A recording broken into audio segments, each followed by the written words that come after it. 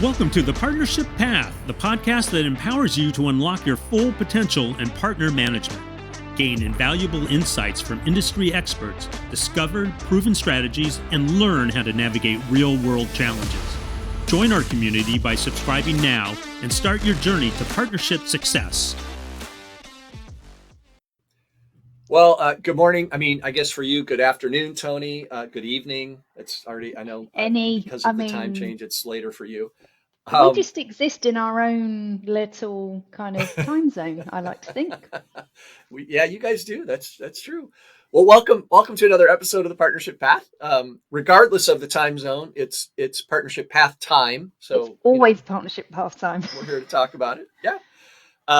In the last episode you and I did together, you mentioned this concept of when you're preparing for negotiations about, thinking about what might the competitive partnerships be bringing to the table and how does that impact our negotiations. And so we want to dedicate a little bit of time to that topic.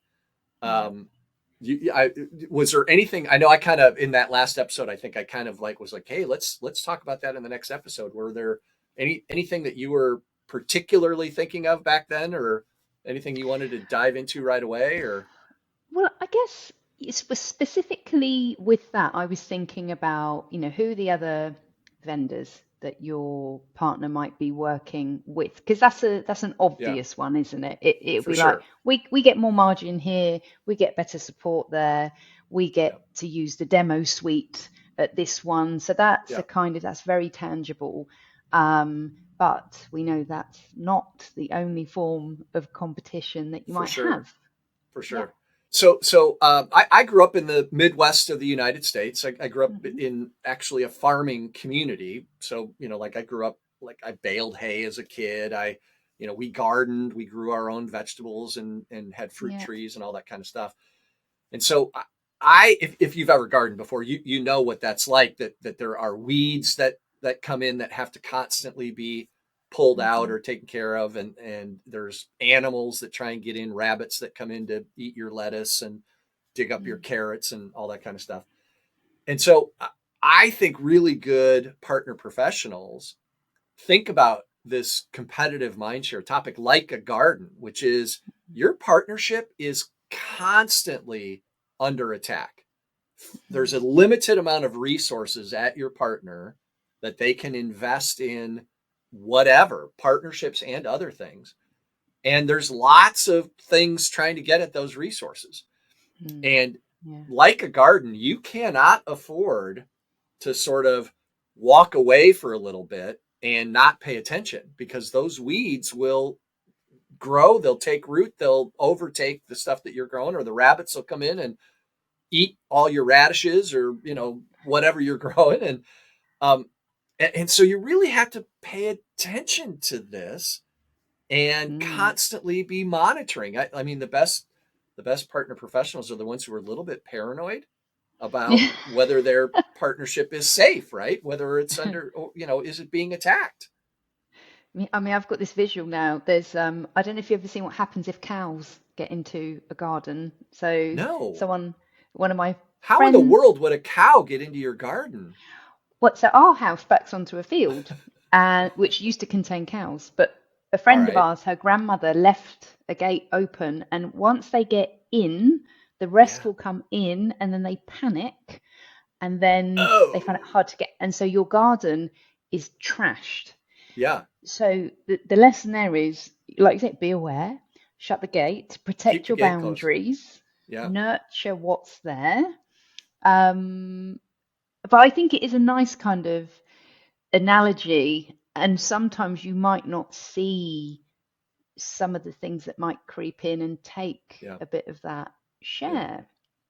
Well, and to your point, I think I love the cow example only because it's something I hadn't even thought of, and it's exemplary of how we can get surprised by who the competitors are. Yes. Right? That it's not just our competitors who are trying to get in there. It's any competition for those resources. So it could be another internal project that they want to fund. It could be a development project. They could say, hey, you know what, we're going to spend the money, instead of Yeah. spending money on this partnership, we're going to spend it on actually building our own solution. It could be, um, you know, it could be as mundane as headcount. We're not going to Yeah. spend money on this partnership. We're going to hire direct salespeople over here, or buy Yeah. new laptops for people, or I mean, there's Mm. all kinds of things that could come in. Um, and I think the one that people often don't want to admit is a competitor is our own company in a different line of business or a different division.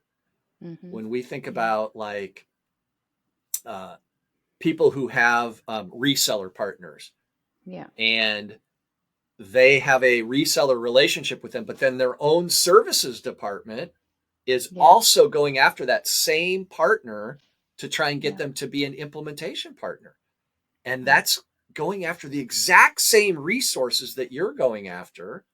Mm. And so that's a competitor. That's a weed that's potentially growing in your partnership that you got to figure out. Are we going to let it grow? Like, which, how are we going to do that? Yeah. And I think there is that it is that awareness. And if you're dealing with actually any size account, but you'd see it a lot in large accounts where, and I think Vicky talks about having a teaming agreement. Yeah, it was Vicky at Splunk. Yeah. So, and it's something I experienced at Microsoft where we had people that were doing OEM, um, services. You had Yeah. the enterprise team Yep. wanting to deal with the biggest accounts. Right. And unless you're on top of that, it makes firstly, look a bit foolish. It can, like, as a kind of perception of your organization. It's like they Yeah. don't even know how to speak to each other. Right. And it can make you less effective as well, because whilst you might all be carrying different targets, there is a lot to be said for kind of coming together and going, right, if we look left to right across this partnership, how do we make it better in the round? Yeah. Because it makes it stronger, doesn't it?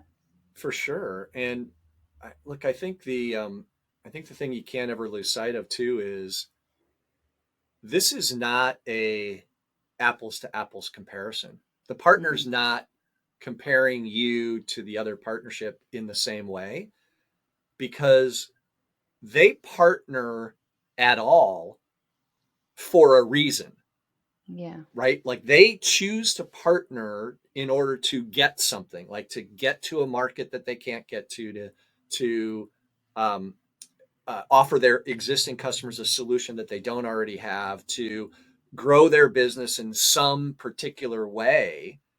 mm, And when we lose sight of that, the partner's motivation, it yeah, means that we end up pitching our partnership, like kind of the value prop that we put together for our partnership, wrong. yeah, And so we spend a ton of time talking about, well, you should be on Microsoft's platform, not on Amazon's platform, because our platform's better. mm, That's the wrong argument in many cases, right? The argument yeah, is, hey, our platform helps you get to where you're trying to go better than their platform yeah, does, or whatever, yeah, right? Like it's a it it takes some mental exercise to actually think about what's the partner actually trying to do, who else is trying to pitch them for those scarce resources, and how do I build a competitive value prop for that?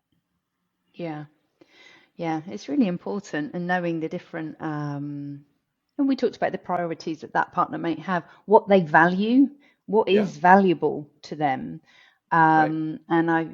And you see it where, I won't say who the vendor is, but they have an offering that a lot of people wouldn't think that they have. Yeah. And it delivers to partners something like 10x the margin that the well-known market leader does. Yeah. And so the market leader hasn't seen this coming. Right. and, and I think it is, they're kind of bedded in and everybody knows them for that solution. But over here there's Yeah. somebody else going, you can make 10x margin. Yeah. And that's pretty compelling. Well, yeah, if that's what is important to the partner, right? If that Yes. margin is Yeah. somehow relevant to their business model, Yeah. or does making 10x margin on this competitor, but they have access to a much smaller customer base, does that negate that 10x? Right? Like, I mean, that's the challenge is, you can argue it both ways. If I was a partner account manager in both of those companies, I think I could come up with a pretty good value proposition for both of them, right? Because it's all in the eye of the beholder. We just have to make sure who's got the better sense of the eye of the beholder. Yeah. It is that if. I thought about something before you wrap up. I did think about something that Jen at Microsoft said, which plays, I think, nicely into that whole competitive piece. And it was, what is the partner saying about you and your organization when you're not in the room? And I thought, I thought that was really cool. Was that was Jen Martin who said that? It was, yeah. I love that.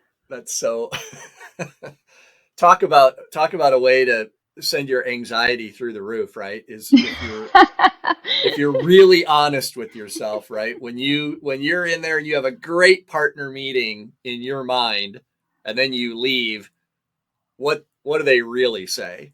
Are they like, hey, that was really a great meeting? Or are they like, oh, I thought he would never shut up? Or right? Like how are they thinking about you in terms of what you've brought to the table? Well, I think a basket of fresh produce from you, John. That's what I'm thinking now. Now I know that you can no grow weeds. Vegetables. Yeah, no weeds at all. Who would have thought that I was a gardener, right? I'm sure my persona just exudes good gardener, but I was really not a very good gardener as a child, for sure. It was way too much work. It was just, back keeping the weeds out of other places now. Keeping the weeds out of partnerships. Yeah. Look, the last thing I want to say about this before we talk about getting some in real life people in here, is I think it's really important to remember that competitive mindshare is a strategic alignment element. It's a big picture element because what competitive mindshare determines is the boundaries of the partnership. Where is our target focus over the long term? It's not a short-term play. Competitive mindshare, both protecting it and trying to grow it, that's a long-term play. Yeah. And so we have to be thinking more strategically about it. It's not a tactical type of thing. So anyway. Yeah, agree. Can't wait to hear some horror stories, perhaps, from some in real life people about where they've gotten surprised by a cow coming into their garden. Or some really nasty little weeds that every time we pluck them, they continue to grow back again. I can't wait to hear how people have dealt with this because this is stuff that's happening every day out there. So I'm really anxious to hear how our community responds. Me too. Yep. Well, thanks, Toni. Thanks, John. Have a good evening. I will. Thank you for joining us today. Remember, you have the potential to shine in the world of partner management. But don't stop here. Subscribe, reflect, and help us redefine the essence of partnership excellence. Until next time.